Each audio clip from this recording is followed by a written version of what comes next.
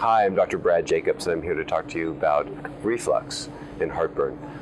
As many of you probably have experienced this before, that experience of having burning or discomfort coming up into the chest or sitting into the stomach as well.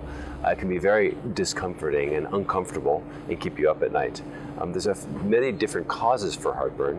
One of them to keep in mind is anxiety and stress, and that can increase your production of acid in the stomach, increasing your chances of having heartburn. So a big focus that I provide for my patients is think about reducing your anxiety and stress by doing meditation, yoga, other things that are calming and centering for you. The second category is foods that we're eating that will relax the sphincter between the esophagus and the stomach and then allow more of those contents from the stomach to come up into the esophagus. So things, if you're prone to reflux, the things you want to avoid are eating large meals towards the end of the night, where then you lie down flat and that food comes up and those contents come up. You want to avoid things like alcohol and caffeine that can relax the sphincter and allow foods to come up.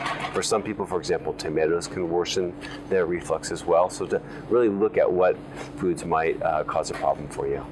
If you think about treating reflux, there's a range of different herbs and supplements to consider. For coating the stomach, you can think about a medication called Carafate, which will actually provide a coating around the stomach. You can also think about marshmallow root is another good source for providing that coating. A lot of people enjoy DGL, which is licorice, but in its form that takes away the glycerin that would increase your blood pressure. So DGLs can also be quite effective, often taken 1 to 2 pills just before meals to provide, again, a nice coating in the stomach.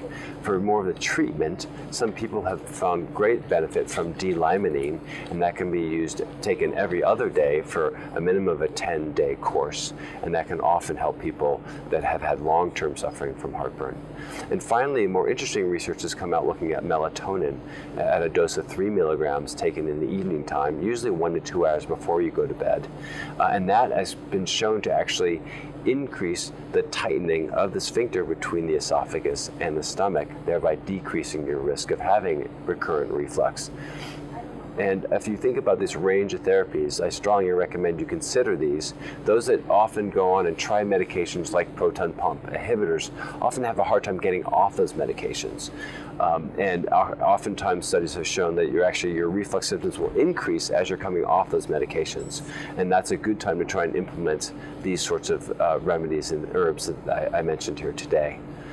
I also suggest if you have long-term symptoms that persist and you're over 40 years of age, you should see a physician. They should consider taking a camera look in the stomach area to make sure you have nothing more concerning going on. Thanks for your attention today.